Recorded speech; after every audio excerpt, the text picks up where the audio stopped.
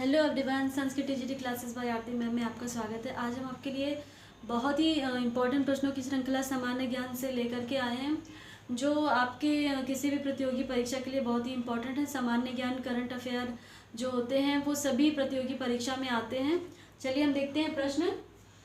कौन सी पंचवर्षीय योजना अपनी निर्धारित अवधि से एक वर्ष पूर्व ही समाप्त कर दी गई? ऐसी कौन सी पंचवर्षीय योजना है जो जिसके समाप्त होने की अवधि से एक वर्ष पहले उसे समाप्त कर दिया गया? तो ये है पांचवी पंचवर्षीय योजना। ठीक है, पांचवी पंचवर्षीय योजना है। दूसरा प्रश्न, कौन सा निकाय वर्तमान में अस्तित्व में नहीं है? नहीं है को ध्यान में रखना है, आपको पता ही है। तो कौन सा निकाय वर्तमान में नहीं है? तो योजना आयोग नहीं है। योजना आयोग को समाप्ति कर दिया गया है, अब नीति आयोग कर दिया गया है। फिर तीसरा प्रश्न, भारतीय अर्थव्यवस्था का कौन सा क्षेत्र अभी भी पूरी तरह से अस्तित्व में नहीं है? तो अस्तित्व में कौन सा अभी भी नहीं है? कृषि क्षेत्र और सूक्ष्म लघु मध्यम एवं उद्यम क्षेत्र, ये दोनों ही क्षेत्र कौन सा? कृषि क्षेत्र और सूक्ष्म लघु एवं मध्यम उद्यम क्षेत्र दोनों ही अर्थव्यवस्था का जो क्षेत्र है वो पूरी तरीके से अस्तित्व में नहीं है।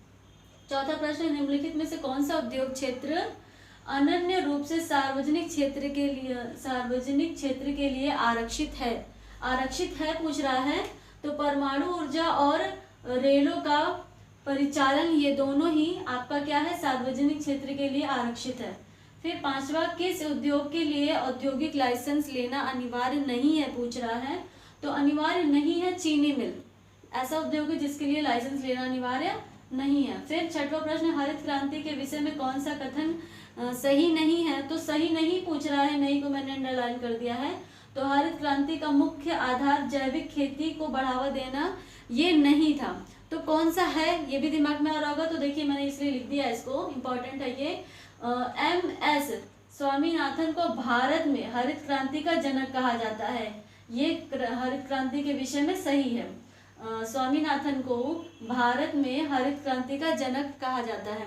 फिर हरित क्रांति में अधिक उपज देने वाली प्रजातियों, रासायनिक उर्वरकों तथा फसल सुरक्षा पर अधिक ध्यान दिया जाता है, ये भी सही है।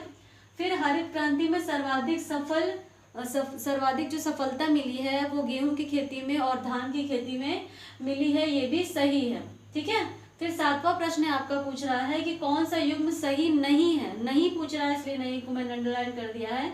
तो हरित क्रांति, खाद्यान्न उत्पादन, ये सही है। और नीली क्रांति, ये नीली है, नीली क्रांति पीली क्रांति, ये पीली क्रांति है।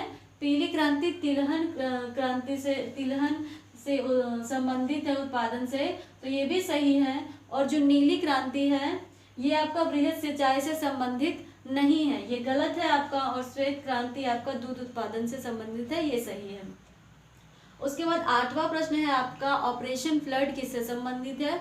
तो दुग्ध उत्पादन से संबंधित है। किससे संबंधित है? दुग्ध उत्पादन से। नौवां प्रश्न, भारत में 14 बड़े बैंकों का राष्ट्रीयकरण कब किया गया है? तो कब किया गया है? 16 जुलाई 1969 को इसका राष्ट्रीयकरण किया गया है। इंपॉर्टेंट प्रश्न है, इंपॉर्टेंट है ये।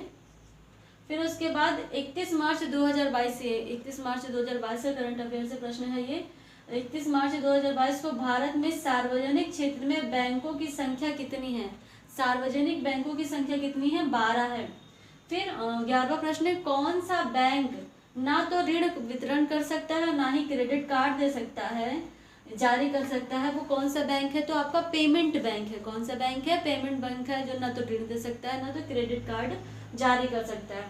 12वां प्रश्न, वर्ष 1991 में प्रारंभ किए गए आर्थिक सुधारों में क्या सम्मिलित रहा है पूछ रहा है। तो उदासीकरण सम्मिलित रहा है, निजीकरण सम्मिलित रहा है, वैश्वीकरण सम्मिलित रहा है, ये सभी तीनों तत्व उसमें सम्मिलित रहे हैं। 13वां प्रश्न, औद्योगिक क्षेत्रों के सुधारकों में निम्नलिखित में से कौन सा शामिल नहीं है पूछ रहा है। तो एकाधिकार, प्रतिबंधात्मक व्यापार प्रवृत्तियां, कानून को और अधिक सशक्त बनाना, ये शामिल नहीं रहा है। नहीं रहा है पूछ रहा है ना, तो एकाधिकार शामिल नहीं रहा है, प्रतिबंधात्मकता शामिल नहीं रही है, व्यापार प्रवृत्तियां शामिल नहीं रही है, कानून को और अधिक सशक्त बनाना ये भी शामिल नहीं रहा है।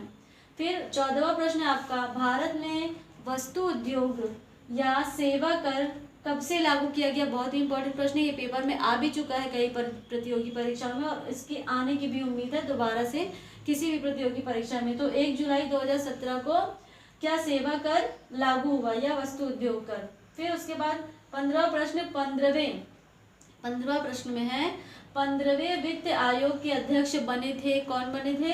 ये बने थे NK सिंह बने थे। तो ये इंपॉर्टेंट प्रश्न है जो उम्मीद है कि आपको समझ में आए होंगे और इसी तरीके की अच्छी वीडियो के लिए हमारे चैनल को लाइक कीजिए, सब्सक्राइब कीजिए। देखिए ज्ञान बड़ा होता है, इसीलिए हमें पता है, हमें उम्मीद है कि आप हमारे चैनल को लाइक कीजिए। हमारे पास बहुत बड़े बड़े बोर्ड नहीं है, बहुत ज़्यादा सारी सुविधाएं नहीं है, लेकिन फिर भी हमारे पास जानकारी है जो हम आपको देंगे तो आपको बहुत अच्छे नंबर प्राप्त होंगे। और मुझे लगता है कि जानकारी और ज्ञान का बहुत अधिक महत्व है जो ज्ञानी लोग ही समझ सकते हैं। इसलिए हमारे चैनल को लाइक करें, सब्सक्राइब कीजिए। Thank you so much, bye bye.